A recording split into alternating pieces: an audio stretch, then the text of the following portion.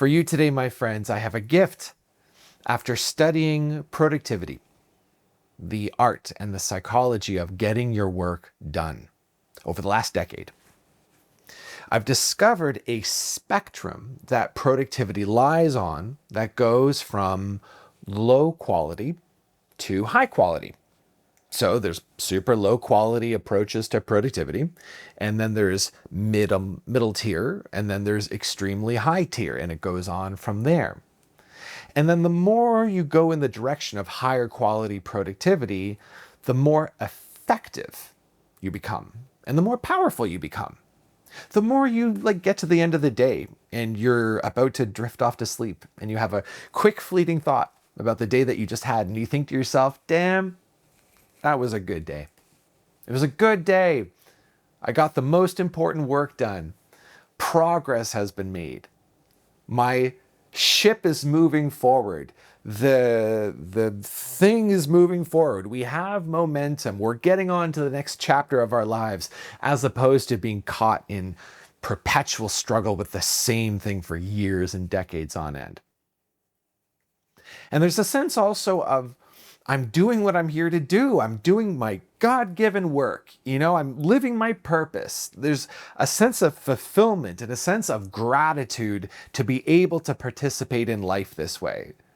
This is for you to have. This is for you. I've met so many of you over the years who feel like your gifts are being underutilized and unexplored, and you're doing things that just don't feel correct for you. So all of this falls under the purview of high quality productivity. And so what we're doing here today is simple. I'm going to differentiate for you the difference between low and high quality, and how to get from low to high and experience its benefits. So if that appeals to you, hit that like button for me so that I have a good, clear gauge of what appeals to you as my audience. Thank you so much. Subscribe as well. That would also do the same thing. And let's get into it. If we've never met, however, if this is our first time meeting, my name is Brent. Pleasure to meet you. Around here, we talk about productivity and self-actualization from a variety of angles. And I generally help people go from chaos and into control, from friction into flow, and from disempowerment and into empowerment. So big discussions on these three themes. I have a one-on-one coaching practice if you're interested, so you can learn all about that. You'll see a link in the description, including how to get your very own session for free, your first session for free, for you to try out, and I'll take care of you from there. And so with that done, let us get into it. So here's the structure. Here's how this is going to play out. We're going to talk about that one differentiator that I'm going to introduce in just a minute. And then I'm going to explain that. And then next, I'm going to take you through the 3 stages of productivity. There's 3 concrete stages that you need to be aware of so you can see where you are in it. And then finally, this third and higher stage, we're going to zoom in on it, and I'm going to give you a big, juicy list. I think it's 8 or so points that distinguish them from each other so that you can make this switch wherever you feel like you're not optimized in this way. And then you'll come out of this armed with all of the tools and all of the clarity on how to not just immediately jump to a higher level of productivity, which you'll be able to do as a result of taking in this content, but you'll also have like a target, a North Star to aspire towards so that your productivity practice can get even better over time. How does that sound? So that's the structure. And with all that said, let us begin with today's talk, productivity after awakening. And that is the quality. That's the answer, awakening. So what is awakening? Let's do a quick definition here because there are so many ways of thinking about it and defining it. Our definition here today is to become aware of the absolute context, right? So it's the space, the thing in which everything happens, in which everything comes and goes, is born and dies, is created and destroyed. It's the stage, the eternal stage that the play of life happens upon. Everything that is a form, so like physical forms, mental forms, like a thought or whatever, emotional forms, any type of form is made in the context and has an existence of some kind. And it exists within the absolute context. And the absolute context itself is not a form of any kind. It's just emptiness. It's just spaciousness. And so to become awakened, to awaken to this knowing, is to, for the first time, see yourself as, on one hand, you're still a form, like you have your body and your name and your personality, but your primary identity shifts from the form aspect of you to the absolute context aspect of you. You become aware of yourself as the absolute context. And in this way, you directly and immediately perceive your unity with absolutely everything, because you are just made out of the same stuff and you share this common heritage as the absolute context. There's amazing liberation that you may have discovered yourself when it comes to awakening, where everything that was once like totally important to you, of pressing concern, stressing you out, making you worried, all of that is put in its context, where these things go from being of absolute importance, like, oh my God, oh my God, oh my God, to being just of relative importance. They're still important, but just only relatively locally important. Like, when you were in high school and you had a crush on somebody and then they rejected you, like, do you remember how that was just everything and you were just destroyed and demolished as a result? Well, that's you making that one relative event into absolutely everything. And you see the stress and the turmoil it takes on you. But now, hopefully, with a little bit of distance looking back on it, you go, oh, yeah, it was just a thing. It was just a crush. And you realize it was just an event, just a thing, and not to be mistaken for the absolute context. And so, like that, but it applies to everything. Everything is just put in its place. But the other kind of problem that comes on the other end of awakening typically is a form of depression, and often a type of nihilism, where you become aware, oh, nothing absolutely matters. And then you go into this headspace of, oh, nothing matters. It doesn't matter if I live or die. It doesn't matter if I do anything or don't do anything. There's no absolute, there's no God that sort of judges you and tells you what to do. And there's no sort of grid work of like what you're supposed to do or not supposed to do. You just live in this open universe, and you are just this individual with your capacity to choose and nothing else. And that can be sometimes overwhelming and depressing, and it becomes hard to find your sense of meaning and purpose in it the way you did before awakening. So that can be tricky. And also very relative, very importantly, after awakening, it often takes the wind out of your sails when it comes to motivation, because again, you were motivated by things and now you're not. And so even discussions of things such as productivity stop making so much sense, because it's like, well, productivity for what reason? Towards what end? There's nowhere to go. There's nothing to become. There's nothing of true significance anywhere. There's nothing that I have to do. Nothing changes anything. There's no moment other than right now, right here. What does productivity have to do with everything? And so then if you're lucky, you move into this stage that comes even after the nihilism and the depression of awakening, which is called integrated awakening, where you keep that absolute context, and that allows you to be loose and light and allows you to maintain ground in yourself. But you also, once again, permit things to be important. And you once again permit yourself to have goals and ambitions and ideas and things that you care about and things that you want to do. And that gives you a reason to be here. And after all, like, to be here, it really does help to have a reason, to have something to dig into and something to care about. But unbeknownst to you, your capacity to become productive has actually become way more lean and way more efficient and way more powerful, with so much more torque, because you've taken on this capacity of awakening. So it's awakening that makes productivity productive. The more, by contrast, the more asleep you are, and the more asleep your productivity strategy is, the less effective it is in ways that will become immediately clear to you. So here are the 3 stages as promised.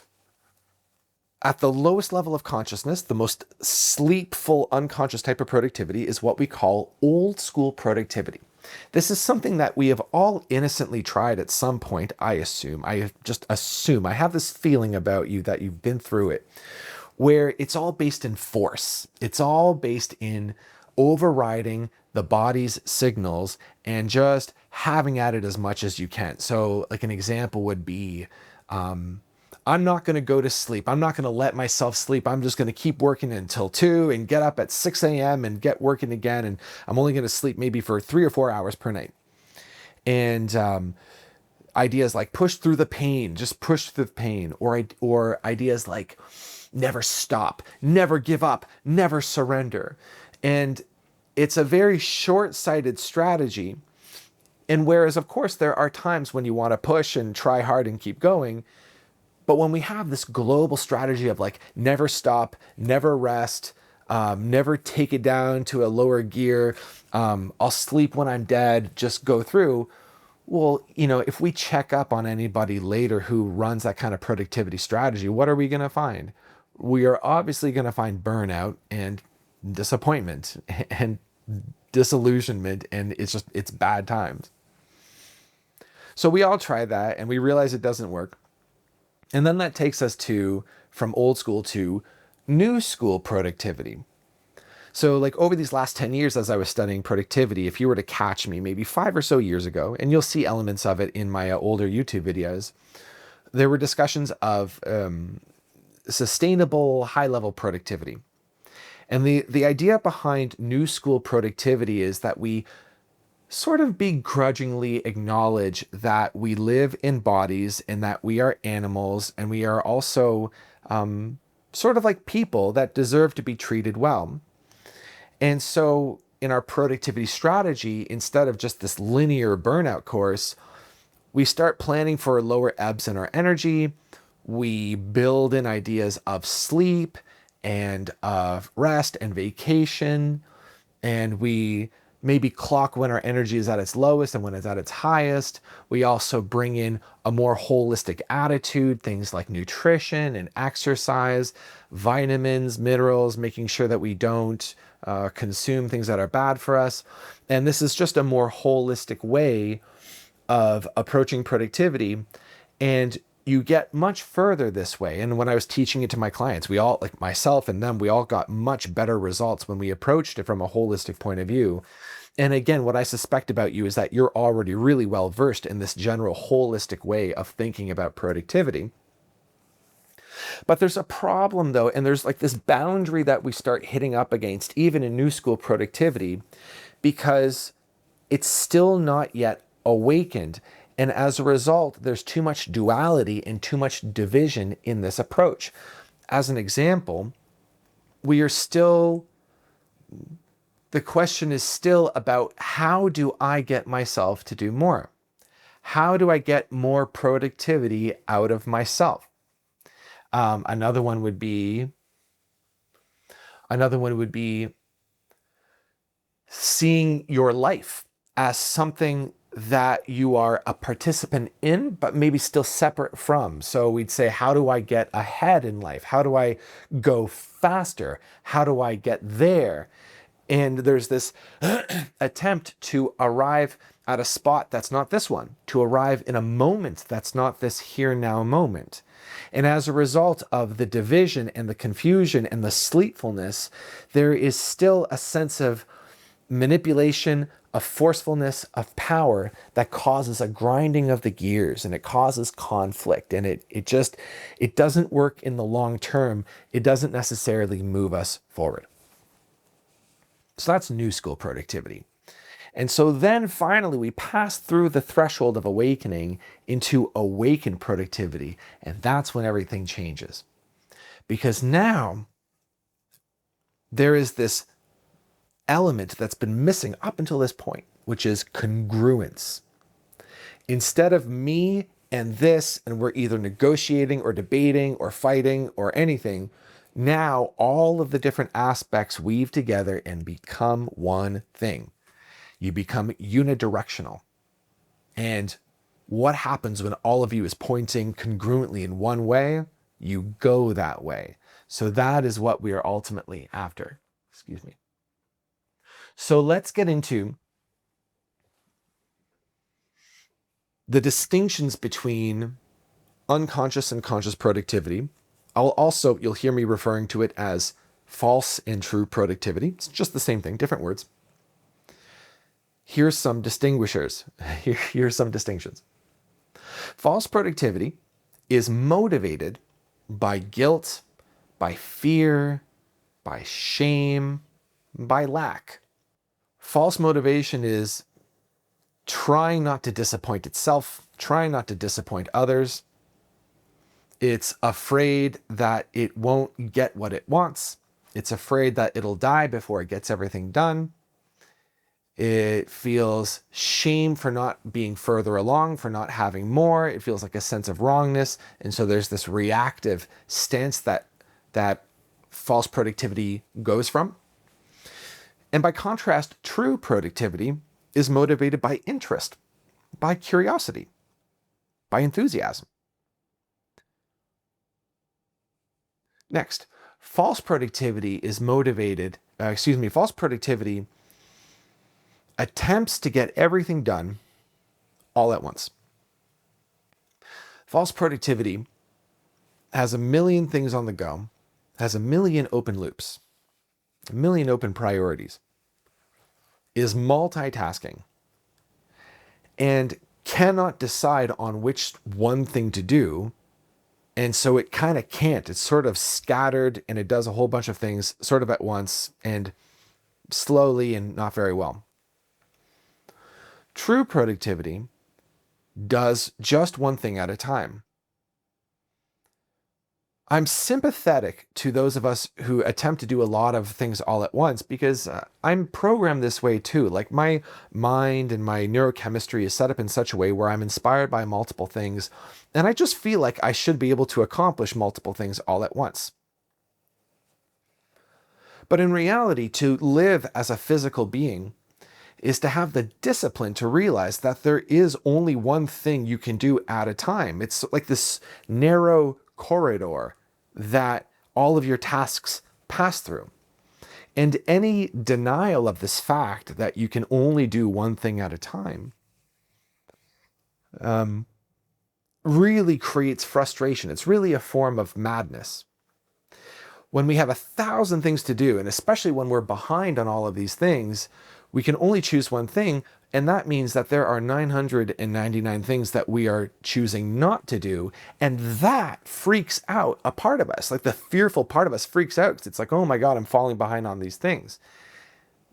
But it doesn't change the fact that only one thing gets done at a time. And so there's discipline required to slow down and focus on this one task, because that discipline is what allows you to get into flow with what you're doing. False productivity is trying to get ahead. So false productivity, as I was hinting at a little bit earlier, has an idea of where it's supposed to be, and it has an idea of the trajectory of its life, and it thinks to itself, I want to get there quicker. I want to go through this more quickly than I otherwise would if it were to just go on default. There's a sense that if I get ahead of where I was otherwise supposed to be, then that would be really satisfying. And then conversely, if I don't, then that would be unsatisfying and bad. True productivity stays right here in this moment.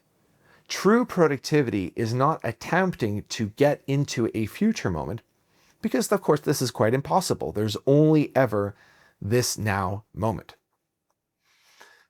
There's a sense that life will always just be this one task that comes into this moment, only this one to do.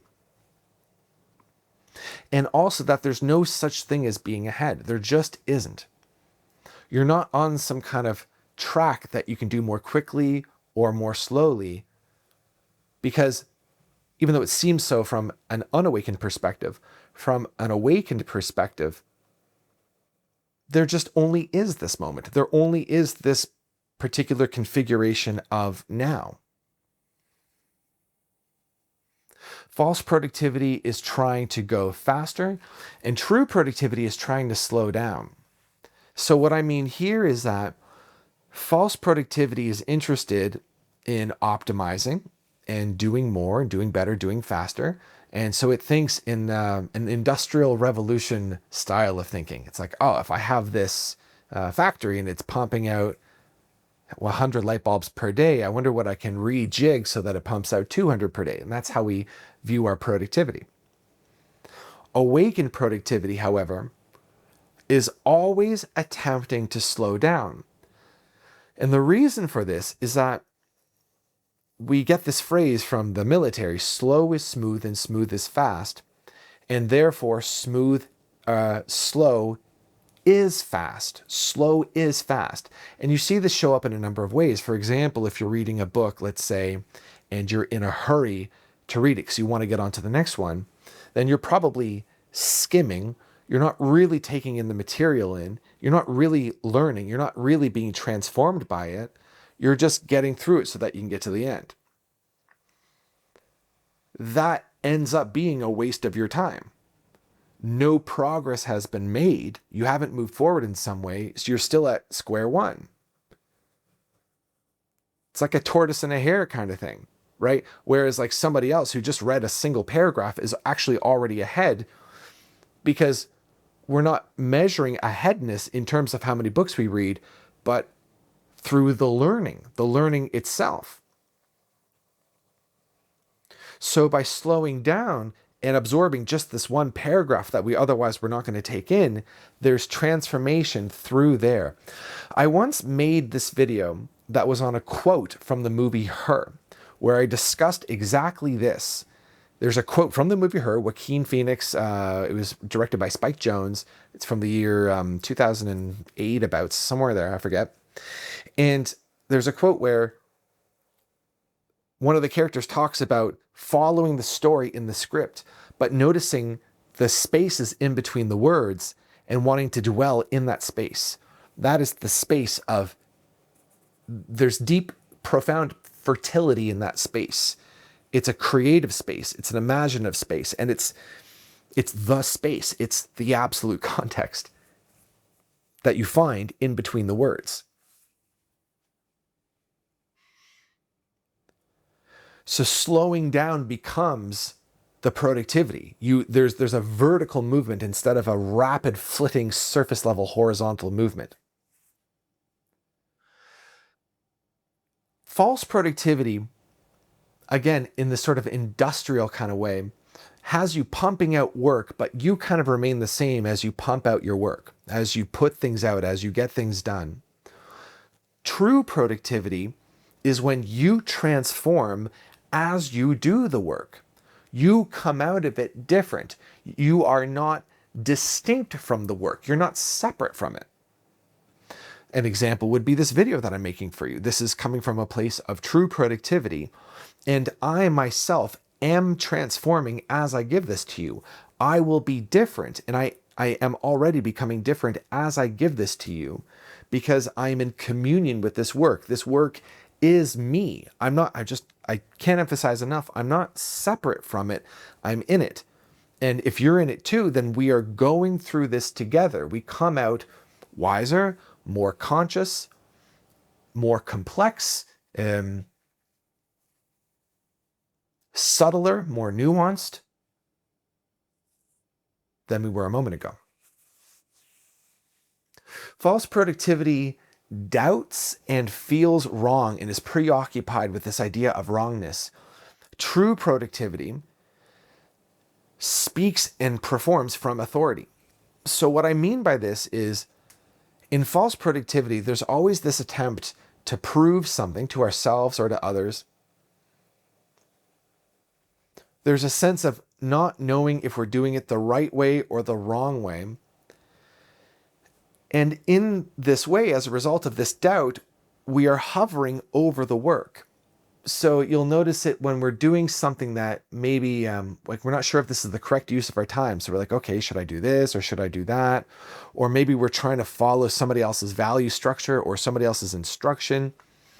And we're not really We're just doing what we think we should do because somebody told us.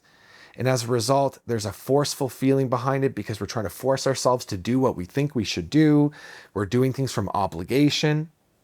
All of this was covered in my previous video about that's called What You Should Be Doing, where we talk about undoing obligation.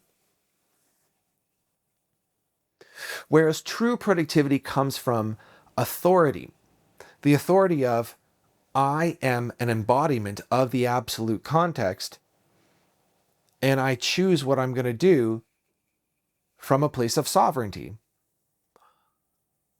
As an embodiment of the absolute context, as God incarnate right now, I speak truth.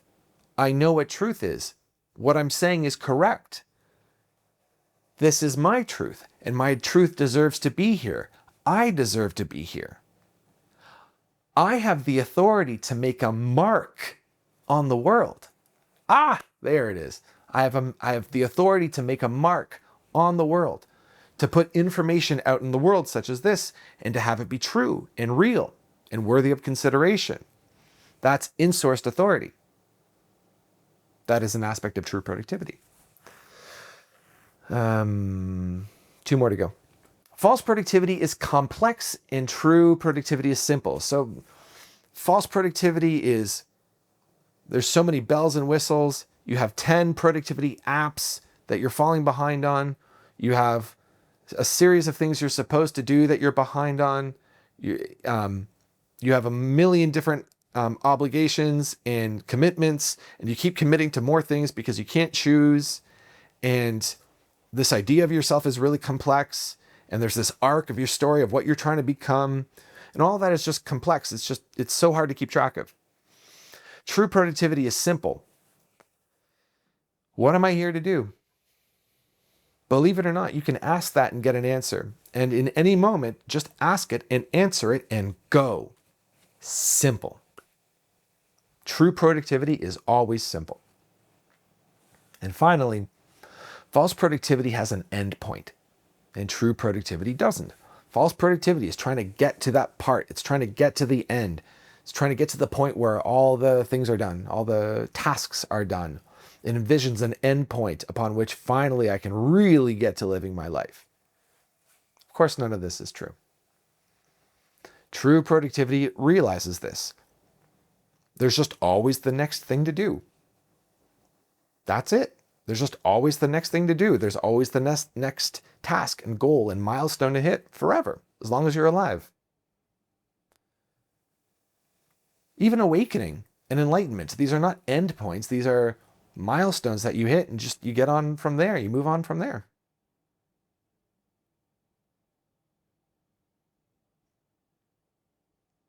If this has been interesting, hit the like button, please. Become a subscriber. What are you waiting for? Jump in. There's more to come. We're going to move more deeply into this material. Check out my new website, expandintegrate.com, where I have a brand new PDF offering it's about the expand integrate philosophy, and it's going to be my guiding principle as I go forward into my coaching work and this online work. And let's leave it on this. We'll finish up here.